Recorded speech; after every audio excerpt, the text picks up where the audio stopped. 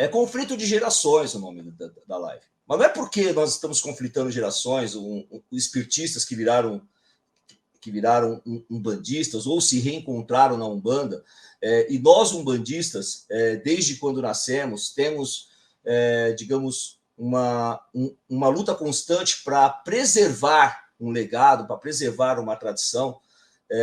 Isso não significa que somos inimigos. Nunca significou isso. Pelo contrário, recentemente eu estive na terra de Eurípides Barçanufo, um espírita, uma cidade que transpira o espiritismo, e eu me senti muito bem, foi maravilhoso. Participei de uma sessão espírita, tomei a água fluida. Para mim foi maravilhoso, porque para mim, eu lembro de uma frase do meu padrinho, que que já está no Orum, que é espírita, que ele falava assim: eu não acredito na Umbanda e não acredito no espiritismo, eu acredito nos espíritos. Quando nós rotulamos Umbanda e rotulamos espiritismo, são as pessoas que estão fazendo. Então eu acredito na mensagem dos espíritos. E é assim que nós acreditamos também na mensagem dos espíritos. Nós acreditamos, embora existe a conotação Umbanda, que é um modo ritualístico de se fazer uma religião, de se lutar por uma religião, e existe um modo espírita, que é uma tradição desde 1800 lá, ou até antes. Diferente de mediunidade. Mediunidade, para mim, ela existe desde a época de Cristo, aliás, antes de Cristo. Desde a época dos egípcios, dos gregos antigos, da Roma antiga, da Grécia antiga, das civilizações antigas, que já existiam as sacerdotisas de Apolo, as sacerdotisas do Grande Egito. Existia, sim, mediunidade desde essa época. E Jesus Cristo foi, para mim, e para muitas pessoas, o grande médium, o médium supremo. O médium supremo, aonde ele, através do conhecimento de sua mediunidade, irradiou cura, irradiou bênçãos, irradiou... Então, mediunidade sempre existiu. Agora, quando nós falamos de Umbanda e falamos de mediunidade, aí o peso pesado Menossi pode até achar ruim comigo aqui, eu falo assim, tá? Quando nós estamos falando de Umbanda, estamos falando de mediunidade, nós temos que beber na fonte. Não tem jeito. Porque o kardecismo, através do Evangelho de Kardec, através dos livros dos médiuns, ele explicou esmiuçadamente o fenômeno mediunidade. Ele explicou. Para que nós entendêssemos que as pessoas que estavam em manicômios, estavam passando mal, estavam com diversas situações aí, era realmente mediunidade, e não era, entre aspas, loucura. Eu dou o exemplo do meu avô. Meu avô foi internado com loucura, e não era loucura, era mediunidade. Então, o Evangelho de Kardec, sim, nos trouxe e esmiuçou completamente a mediunidade. Com o passar dos tempos, autores umbandistas, eu cito aqui Leal de Souza, cito a escola magna de Benjamin Figueiredo, iniciática de Benjamin Figueiredo, primado de Umbanda, cito Mate Silva, cito Tata Tancredo, cito... esqueci agora o nome... Pai Rubens Saraceni, Rivas Neto, e outros autores, me fugiu o nome da pessoa que eu queria, esmiuçaram a mediunidade dentro de uma religião nova chamada Umbanda.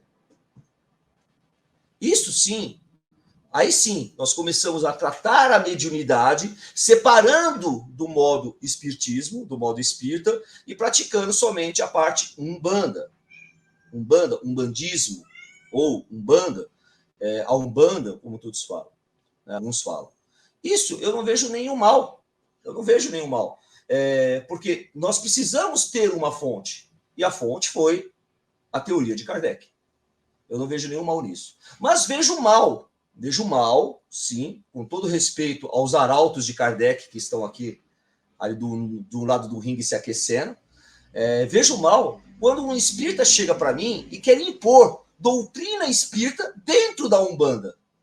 Assim como eu acho mal um irmão do Candomblé querendo impor dentro da Umbanda a doutrina do Candomblé. Assim como vejo mal um irmão do xamanismo querendo colocar doutrina xamânica dentro da religião de Umbanda. Porque aí fica uma miscelânea de fundamentos sem nenhum fundamento. É o que eu acredito. Se você come arroz, feijão, preto velho, caboclo, herê, exu, é bom demais, gente. Tá bom demais, porque a Umbanda nasceu assim. Caboclo, preto velho, herê, exu. As outras linhas transitórias, que chamamos de marinheiro, de cigano, de boiadeiro, baiano, vieram depois. Mas a base da Umbanda é caboclo, preto velho e herê. E exu. Se nós mantivermos essa base e aprendermos com as mensagens e os valores dos guias, já está bom demais. Agora, nós temos que entender. A mediunidade mudou. De quando a Umbanda foi fundada para hoje, a mediunidade mudou. Aliás, minto, o ser humano mudou. O ser humano, não a mediunidade. A mediunidade continua a mesma, mas o ser humano não. O ser humano continua não, né? Está mais vaidoso, mais egocêntrico, mais libidinoso. Ele está mais tudo, menos com uma fé cega.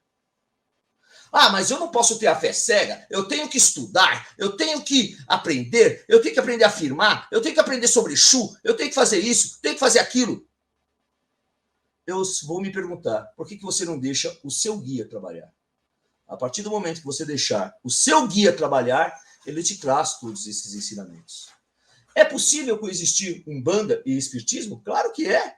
Eu vi. A minha mãe é uma devota de Eurípides de Barçanufo, a minha mãe é uma devota de São Judas Tadeu, e a Umbanda tem essas influências. A católica, a europeia, que é a católica e a franco, a franco-europeia, que é o kardecismo.